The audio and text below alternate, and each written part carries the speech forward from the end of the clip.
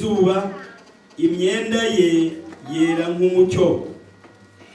Maze Mose na Eliya barababonekera bavugana nawe.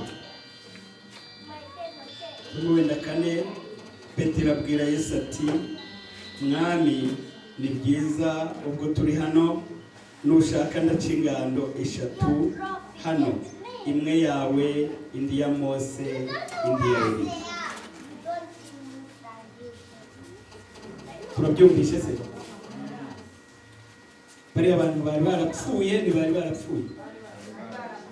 None se kuki bagarutse bakabonekera naho Yesu ari? Nagira ngo mbone uko mbigisha, buriya nicyo cyigisho nateguye. Tugiye gusoma none sasa, buriya aho ndimo kubajyana mba mbizi. Doko hari abantu tudasoba ko mu bintu by'Imana, buriya ntibazakubeshya. Ariko iyo umuntu yapfuye kijijwe, no kuvuga ngo iyo turi kumwe cyagihe nabanje kuvuga ngo iyo twaryamye, no kuvuga ngo iki tuba twakivuyemo kino kibiri tuba twagiye. Bariya bapfuye bakijijwe. Amen. Ngwino sobanure kugira ngo n'abarimo hano bumve. Wamukobwa arahangagiye, ubutumye bari. Amen. Amen.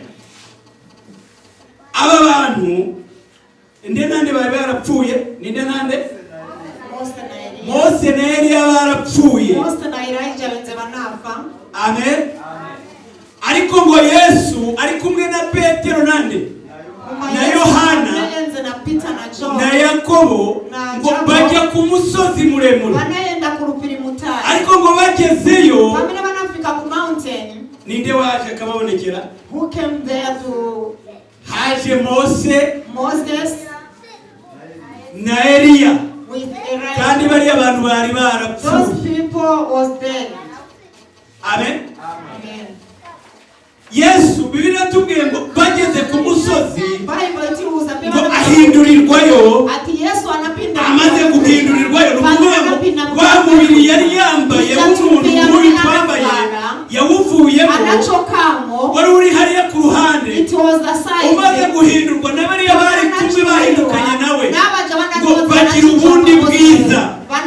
Ubundi bwiza nshaka ko tuza kuganiraho, ariho tugiye gusoma. Umuntu wapfuye apfiriye mu kwizera ashobora kugaruka akaguha n'amakuru icyo ufite amahirwe arenze andi, kubera ko igihe ushoboye kumwumva nawe uri umukirisitu, uri umukiranuka, kuko uba utakiri muri wa mubiri, ahubwo wavuye hahandi dutuye muri iyi si, wageze mu yindi si. Aleluya. Niyo mpamvu bariya bagabo uko ari babiri bashoboye kubonana na Yesu, babonana na Yakobo, babonana uko ari bangahe. Hanyuma Petero arabikunda cyane, aravuga ngo n'ubishima mwami, udaca ingando yawe nsheni ya Eliya, nsheni ya mugenzi w'undi, ngo nuko twigumanire hano. Aleluya. Reka tubanze dusome kugira ngo bikurikirane. Tugiye mu Bakorinto ba kabiri, hanyuma dushobore gusoma kugira ngo mushobore gushyikira neza. Nibwo ndibubasobanurire mushobore kubyumva. Abakorinto ba kabiri ibice 3, basoma ku murongo ibice 10, chapter 10. Urasoma mu murongo wa 3 n'uwa 4 n'uwa 5. You are going to read only 4 and 5. Soma. Urwandiko rwa kabiri Paulo yanditse Abakorinto ibice 10, turasoma guhera ku murongo wa 3 n'uwa 4 n'uwa 5. Tuzayumvira pa 3, 4 and 5. Kadusome mu izina rya Yesu. Tuberenge mu izina ya Yesu. Nubwo tugenda dufite umubiri w'umuntu, urutima yenda tirinatubia w'umuntu. Nubwo tugenda dufite umubiri w'umuntu, urutima yenda tirinatubia w'umuntu. Ntiturwana mu buryo bw'abantu. Sitima menya nkondo monga abantu. Kuko intwaro z'intambara yacu kuko intwaro z'intambara yacu chifukwa ma weapons ya mkondo yatu atari iz'abantu, ntabwo ari iz'abantu, it's not for the people, ahubwo imbere y'Imana, ahubwo imbere y'Imana but before our Lord zigira imbaraga, zigira imbaraga it has power zo gusenya ibihome to destroy bad things no gukubita hasi, na kumenyesa pansi, dukubita hasi impaka timamenyesa pansi ntota n'ikintu cyose kishyira hejuru, na kintu kiri cyose cyamere kimazifaka pamwamba, kurwanya kumenya Imana, kumenya na kutitizibe Mulungu, dufata mpiri ibitekerezwa timagwira maningi zijaze ziganiziriwa mu mitima byose, mu mitima zonse ngo turigomororere Kristo, kuti tikwanise kuziperekera Kristo Yesu. soma no ku bice bine uhere ku murongo wa 16, 17 na 18. Number chapter 4 verse 16 and 17 and 18. nicyo gituma tudacogora, That's why nicyo gituma tudacogora, that's why istisira mpamvu, kandi nubwo umuntu wacu w'inyuma asaza, kandi nubwo umuntu wacu w'inyuma asaza, no kuvuga ngo n'uyu mubiri, umuntu wacu inotupi, umuntu wacu w'imbere ahora, umuntu wacu w'imbere, komeza bahagaze umuntu wacu wa mukati, no kuvuga ngo wa muntu w'imbere utuye mu mubiri wa mukati wamena ari muri ni wo wa wundi uhura na babandi, ni uja wamena makumana kuko nubwo baba batarahura ariko umubiri wabo buri umwe, orokuti akaripe kufa kuti baba basa bati bama nuko paraka baragira ubuntu bwo kugira ngo agende, umuzi nishana perekewa unakagira ubuntu bwo gukomeza gutura muri uyu mubiri. anapasi wa mwaye wa mkarira parapasi, komeza wikwicara ndagukoresha uyu munsi.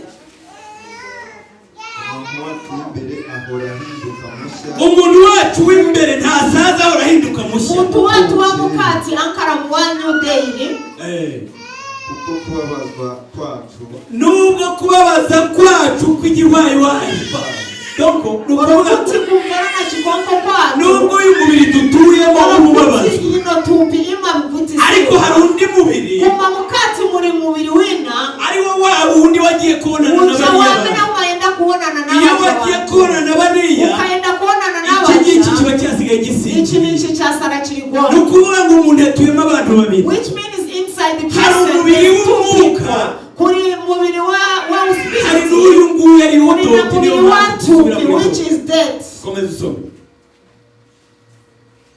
kw'akanya gato Tupi yatu yantawe ingono, kanone kwiyongerana, time ingono ya lero yamene imapezeka izikira ko cyane, guturemera ubwiza bw'iteka ryose, imatipangira umushe wa always, natwe naise ntitureba kubiboneka, situma yangana pali zamene ziboneka, ahubwo tureba kubitaboneka, tiyangana kuri zesi ziboneka, kuko ibiboneka ari iby'igihe gito, chifukwa zamene ziboneka ni zantawe ingono, naho ibitaboneka bikaba iby'iteka. zamene siziboneka ni za always.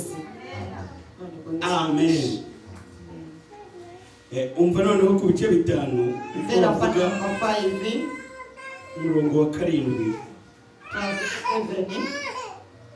Ibice bitanu aravuze ngo kuko tuba tugenda tuyoborwa no kwizera, chifukwa timba yenda tusogorerewa na gucetekera, tutayoborwa n'ibyo tureba, sitima sogorerewa na zamene tiwona, nyamara dukomera mu mutima, tima rimba mu mutima, kandi icyo turushaho gukunda chamene tichirapo maningi kukonda, ni ukwitandukanya n'uyu mubiri, ni kuzichita separate with this body, kugira ngo twibanire n'umwami wacu so that tinkane na Yesu Kristo mfumu yatu. ndagira ngo rongere kubaza kandi kabaza, Nifuna nikufunze nifunzo yina, niba utuye muri uyu mubiri, if you are inside this body,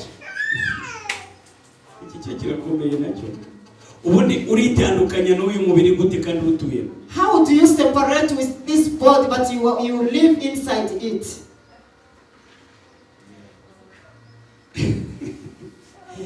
Niyo mpamvu twita umwaka izina, That's why Petina Pasina Chaka twifuje ko said, tugomba gukora cyane, we wish to work too ariko mbere much, y'ibyo tukuzuzwa but mwuka, before that we kuko nitwuzuzwa mwuka if you have Holy nibwo Spirit, tuzashobozwa kwitandukanya it's when we n'uyu, want to manage to mwuka separate with this body, niwe uzaba uyobora because kino the kibiri Spirit dutuyemo. is which will drive this ariko body. mwuka nataza If the Spirit will ngo not ture muri come iki kibiri, to be inside this ntabwo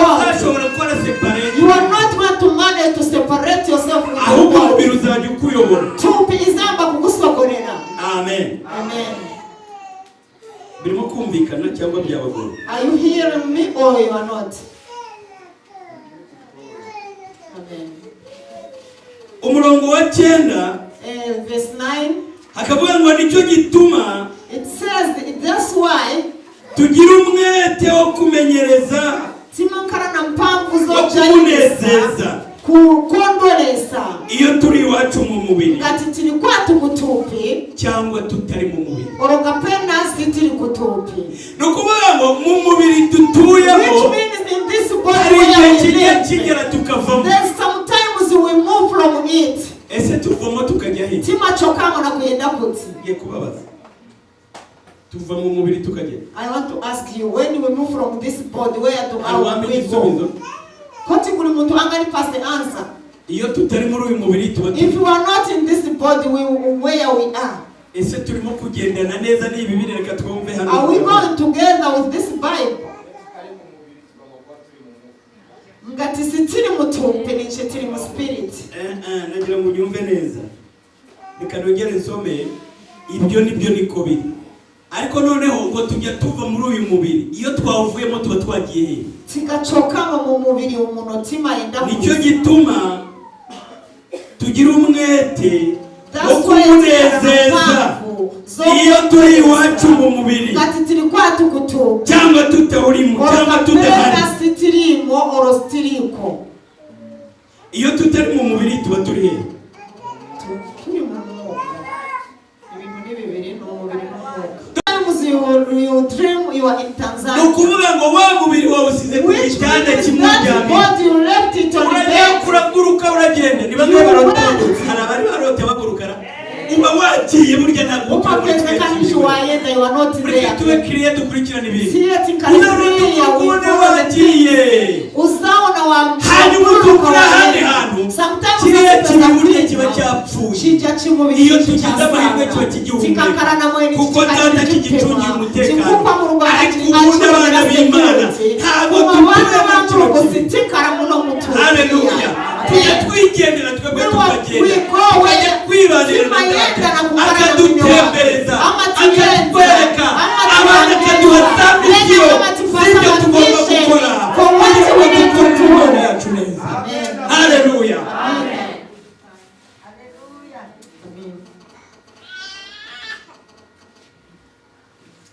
hari umugabo ejo bundi twari turimo dusengana hano bita Java kuri umupango wamenetsenzo pempera na yebe waita na Java mu minsi nk'ingahe ishize twaraganiriye few days ago tunashimika naye tubwira n'amakuru make kuri telefone sinauza na news inkoro pa phone nanongera ngo yarari mansezeraho nyine I thought he was twari twese mu mubiri siyenza tikakiri bonse mutubu we rero bamukuramo burundu ubwo yeve banamucosamo anayenda ariko twaganiriye kuri iyi si n'ibintu byaho kumba ninashimika na yeve pari iziko na zintu zake rero nkamubaza ndi wowe ubibona ute nagiye mubaza ibibazo kuri telefone I was asking him how do you see it ariko arambwira ati buri Imana nizadusobanurira neza tugeze anakamba murungu ni wamene azakatirondorera kiganiro kigezeho kiryoshye pamene tunafika pamene story ya wama network ya phone aracika the network was gone ubwo yari amasaha yanyuma yo kuvugana nawe it was the last time to talk with me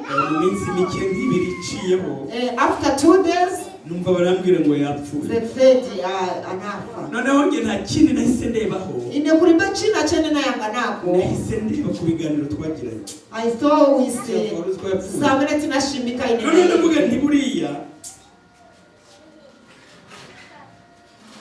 Imana niyo igimenya ibintu ninakamba kuti murungu ni wamene amazibaza umoyo wacu kandi niyitegura enti murungu ni wamene ariko nta kindi dukwiye kwitaho but nothing you can put there nge nawe dukwiye kwita kuri me and you tifunika kuganizira pari murungu kugira ngo igihe cyose dutuye muri uyu mubiri so that permanent kara muri ino body dushobore kumenya ibyo dukora no tikwanise kuziba zocita nazoreka gucita ariko Yesu hari amagambo yatubwiye mu byakozwe but there's word Jesus told us kubadafite uwo mwuka kuri baje abantu bari be nawe muzi kubataramwakira cyangwa basobanukirwa who has not received the Holy Spirit agiye kugenda when Jesus went atubwira amagambo y'ubwenge cyane he said good words kandi atubwira ko agiye kudutegurira akamba kuti naye ndobikonzerani. Hallelujah. Amen. Aravuga ngo nubwo ngiye. He said, I'm going. Ntabwo nzabasiga mwenyine. I will not leave you alone. Nzasaba data aboherereza. I will ask my Father to send you. Who is going to help you? I have someone, my friend, Islamic. Ninakara mu Islamic for a long time. Nza muri Zambia. Peni nagwera mu Zambia. Naje buriya ngira ibyanwa nafataga gutya ngakurura. Inenenza nande nenzo gwira so. Noneho hari abantu bajya baza kubukungurira b'abayisilamu. Kuri bantu babera babona igurira vintu ma Islam. Ari imyenda mfite nkunda y'abayisilamu. Kuri zofara zamneni na zeve z'ama Islamic. Basanga nyine nacyamba icyo cyenda cy'abayisilamu. Bananipeza nakivara one day. Bo muri bo bumva ko ndi umuyisilamu. Beve muri beve banaganiza ndi mu Islam. Noneho barankunda bituma bangurira cyane. They love me, they come to buy from me a lot. Noneho mu minsi yatambutse baje. Last time when they came, asanga hari ukuntu uyu munsi gusa nambaye gutya. Ni rero cyangwa mwana varira so. Arahantu ndi bujya amakote ntabwo nca kuyambara. Rero ma jacket silifuna mani. Noneho basanga nakocuye agakote nyine. Banapeza nakakamo jacket ishye amene nava. Ndi nka minisitiri w'ububanyi n'amahanga. Shinenza nakaramunga minister. Basanga natuyemo. Banabona banipeza nakara jacket. Banaona na ikapo tunaka bishop. Bonarikanga cyane. Banayopa maningi. Nambwira ati burya bwose nagura umuyisilamu. Kasi you are not Islamic. Yabubwira rero buriya reka tuzabiganireho. Katika shimike one day. Nigeze kuba we. Ninakara ko mu Islamic. Ntari kubusindi. But now I'm not. Mbona marira agiye ku. Ninaona bafunolira. Nzama chance tuganire. Uzani pasa chance tishimike. Arambwira ati nzaguha chance. Buriya barandikisha kuri cyo umuyisilamu. So wanipunziza kugira ariko tuganira kanya gatoya. Tunashimike a few time. Mubwira ukuntu buriya njya kuza hano muri Zambia. I told him how I came here. Naje biri complicated ariko byari bimeze. I came the time which was complicated. Nahuye ibibazo byinshi. Ninakumana na problems yangi. Reka nikuhuze kina nini ngasanga. Noneho kurya no kwambara no kunywa. Kuja na kuvara ntabwo nari kubishobora. Sininga kwanise by that time. Byari ibibazo bikomeye. It was very much difficult. Uriya nabara gatatu ntarya. Nenzo kwanisa 3 days. Nenzo nikareba uko bimeze. Nenzo nikareba. Ariko mu buryo bwo kugira ngo mbone aho kurya. Kuti ni kwanise kupeza pongona. Mu musigiti n'ahantu baheza. Mu musigiti siba maresa. Ndabona reka nipanga umuyisilamu. Nakabareka nizipanga. Nibura mbone nanjye uko ndya. At least nayo nipeze pongona. Abantu batangiye kwishima kundi murono wa story. Nanjye ndayizana buriya ruti gushimika cyane. Utikakira inkuru yego shanera ngo mezerero. Nuko ndagenda rero ngira umuyisilamu. Ninakwera nankara mu Islamic. Niyogoshesha ndabanza ndasaba baranyogosha. Ninaenda first na ngeresa. Tutwarwa ndatureka tusaba tusiga ko first kwa sababu. Iyo bahenga none barugwenda sori mana. Bakalamba kupepera. Iyo una magagurikya nabagaricunga guriki kijisho kugira ngo babivugisha nanjye nkivugisha. Bakakamba nanjye. Igihe cyarageze rero ubuzima bwambesheje mahunga. Life inarengeza kuti ni karembo. Ngomeza kubatera icyo bita tashikiri. Naine ninakupitiriza kubana amanama so tashikiri ni ibibazo. Tashikiri ni problem. Ngendo kabwira abantu b'abasaza n'abagabo. Uzapeze ka waperekera amavuto yako ukapena ma request. Ndabwira nigiyewe rero nabonetse hanga.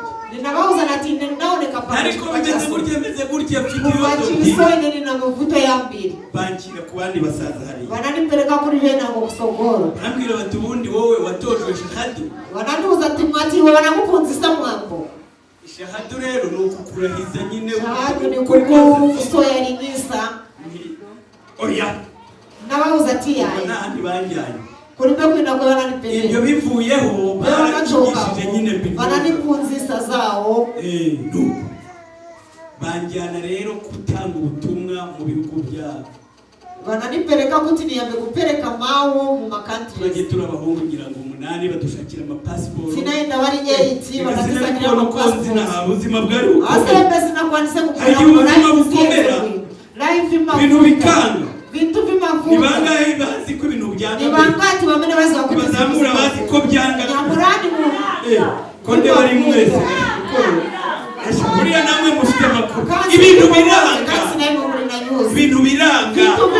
Wacha bikanga. Ukapita bazakanga. Ukapita bazakanga. Muislamu Chinarenge saini twagiye India, Bangladesh, Pakistan. India, Bangladesh, Pakistan. Ukambama Islamic. Amen. Amen. Hari iyo bagufataga rero. Bakakugwira koja. Utari umuislamu. Ndiwe sindiwe muislamu. Uri mu Pentecote cyangwa undi muntu uvuga Yesu. Ndiwe Pentecote au mtu wamena kama pali Yesu. Bama kujuba mutu. Bara kujuba mutu. Leta kujuba mutu. Twaragiye ariko uko tupfukama dusenga. Tikagwada kupenda Yesu ni data rero n'ubona Yesu kitata nango nakonta maso. Ugirire neza kukurabona. Kandisire wonani live ya. Naba yahongaho. Ninakarapaja. Nuka wera niho yatangiye kuroba. Iyo ugeze mu bikomeye ukafika musozi ukegera Imana ukavendera mu Imana imanuka ikapamena mu rwama se hari igihe kwinjiza mu bibazo Imana azakugendesa mu problems kugira ngo ibone gufata kuti yapeze ko kugwirira cyabe nubona uri mu bibazo ukabona uri mu problem ukabona ibibazo bitarangira ukabona amavuta yako siyasira ureba uburyo wihenge gushaka Imana uzivendera pafupu usakira umuze mu keneye kumenya icyo ushaka ifunanizibe cyane keneye kumenya connection I want to know the connection with you. I want you to tell me something. Umuze tate azakuza. Amen. Amen. Kuganira cyane gakererwa.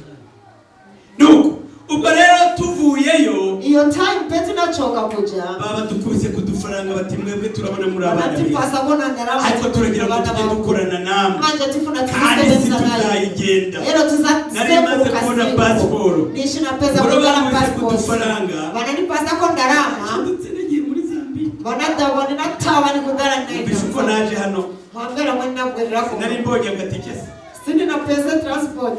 Iyo najya mu Islam ariko ni. Manje kati sinaenda mujaseme na pesa transport.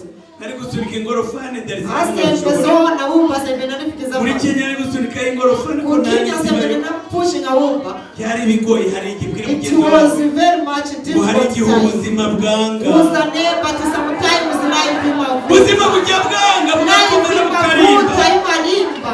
Ubuzima bujya bugora. Life ima futa sometimes. Ubuzima bujya bunanira n'umuntu ari cyo kurya. Kanga muntu amaso wacho okujya. Haleluya. Amen.